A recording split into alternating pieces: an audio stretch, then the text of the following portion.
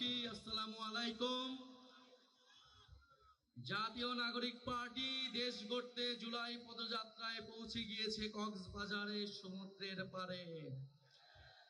প্রিয় সংগ্রামী বন্ধুগণ, জাতীয় নাগরিক পার্টি ঘোষণা দিয়েছিল হিমালয় থেকে বঙ্গোপসাগর হবে বাংলাদেশের জনগণের।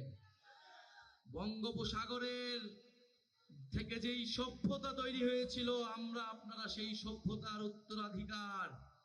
সমুদ্রের সাথে লড়াই করে আপনাদের জীবন চলে আমরা জানি। সংগ্রাম এবং সাহসিকতার অপর নাম কক্সবাজার। প্রিয় সংগ্রামী বন্ধুগণ, এই কক্সবাজারের মাটি থেকে আমরা আজকে জাতীয় নাগরিক পার্টি গণ অভ্যুত্থানের 1 বছর পূর্তিতে আমরা আপনাদের কাছে এসেছি জুলাই গণ অভ্যুত্থানের বার্তা নিয়ে, নতুন বাংলাদেশের বার্তা নিয়ে। আমরা জানি কক্সবাজারে পর্যটন শিল্পের জন্য কক্সবাজার বিখ্যাত, কিন্তু এই পর্যটন শিল্পকে আমরা যথাযথ মর্যাদা দিতে পারি নাই। আমরা কক্সবাজারের মানুষকে সাথে নিয়ে এই পর্যটন শিল্প গড়ে তুলতে পারি নাই। পর্যটন শিল্পের নামে এখানে লুটপাট উচ্ছেদ হয়েছে। আমরা চাই পরিবেশ বান্ধব পর্যটন শিল্প গড়ে তুলতে হবে, যেখানে কক্সবাজারের মানুষের হক এবং অধিকার নিশ্চিত করতে হবে। প্রিয় সংগ্রামী কক্সবাজারবাসী, আমরা জানি রোহিঙ্গা ইস্যু দীর্ঘদিন ধরে বাংলাদেশে একটি সমস্যা হিসেবে বিবেচিত হয়ে রয়েছে। রোহিঙ্গা জনগোষ্ঠীর প্রতি আমাদের দরদ রয়েছে। তাদেরকে অধিকারহীন করে, রাষ্ট্রহীন করে রাখা হয়েছে, কিন্তু তার সমাধান এটা না যে বছরের পর বছর বাংলাদেশ তাদের দায়িত্ব নেবে। রোহিঙ্গাদের দায়িত্ব নিতে গিয়ে আমাদের কক্সবাজারের মানুষের প্রতি আমরা বেইনসাফি করছি কিনা সেদিকেও আমাদের খেয়াল রাখতে হবে। ফলে কক্সবাজারের মানুষ তাদের যাতে নিরাপত্তা, আইন শৃঙ্খলার বিঘ্নে না ঘটে, এই সবকিছু বিবেচনায় রোহিঙ্গাদের প্রত্যাবর্তনের জন্য অতি দ্রুত আমাদেরকে ব্যবস্থা নিতে হবে। আমরা অন্তর্বর্তী সরকারের প্রতি আহ্বান জানাবো, ডক্টর ইউনূসের প্রতি আহ্বান জানাবো এবং পুরা বিশ্ব বিবেকের প্রতি আহ্বান জানাবো, আপনারা রোহিঙ্গা ইস্যুর দ্রুত সমাধান করুন। রোহিঙ্গাদের তাদের যেটা দেশ, তাদের যে রাষ্ট্র, সেইখানে তাদেরকে সম্মানের সহিত, অধিকারের সহিত পৌঁছানোর ব্যবস্থা করুন। প্রিয় সংগ্রামী বন্ধুগণ, আমরা জানি কক্সবাজার গত ফ্যাসিস্ট আমলে সন্ত্রাসের অভয়ারণ্য হয়ে গিয়েছিল, মাদকের অভয়ারণ্য হয়ে গিয়েছিল। আমরা বিভিন্ন জায়গায়, নারায়ণগঞ্জে যেমন গডফাদার ছিল, কক্সবাজারও গডফাদার ছিল। শেখ হাসিনার গডফাদার, তার আন্ডারে এরকম ছোট ছোট গডফাদার পুরো বাংলাদেশ জুড়ে ছিল। আমরা সেই গডফাদার তন্ত্র ব্যবস্থার বিলোপ ঘটিয়েছি। আমরা নতুন কোন গডফাদারের আবির্ভাব হতে দেব না। কক্সবাজারে নতুন কোন গডফাদারকে আপনারা মেনে নেবেন না, তার বিরুদ্ধে প্রতিরোধ তৈরি করুন।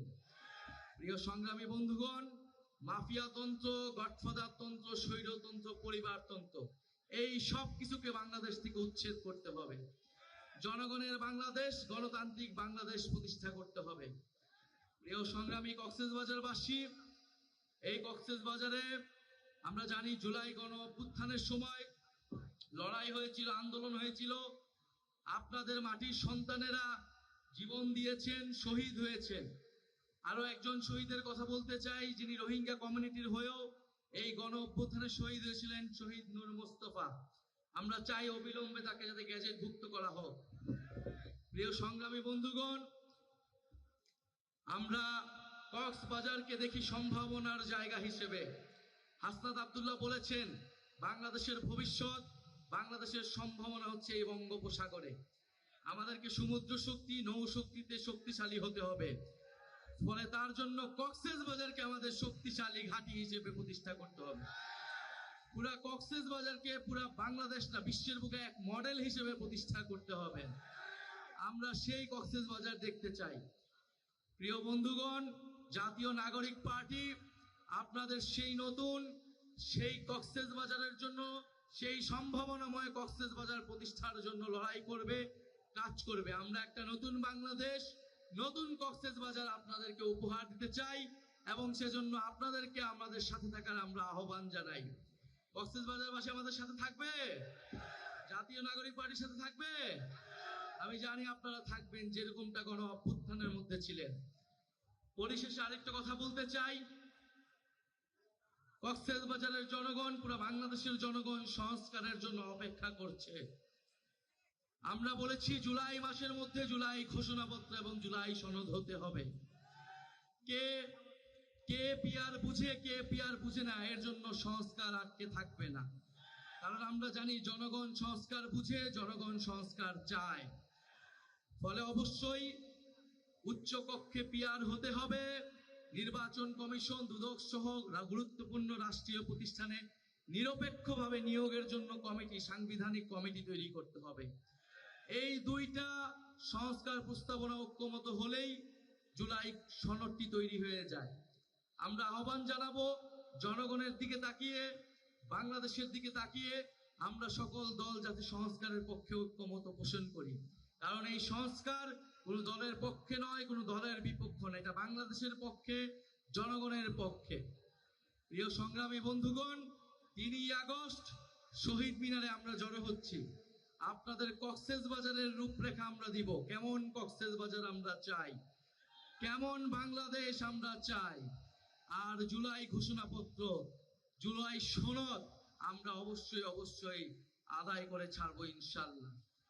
বক্তব্য শেষে আমরা এই চট্টগ্রাম বিভাগের আমাদের যে প্রথম শহীদ ওয়াসিম, আপনাদের সন্তান, তাকে শ্রদ্ধার সাথে স্মরণ করি। আমরা তার নামে স্লোগান দিয়ে আজকে সমাবেশ আমরা সমাপ্ত ঘোষণা করব। আবু সাইদ মুগ্ধ, ওয়াসিম সাইদ মুগ্ধ, এই শহীদ ওয়াসিম স্মরণে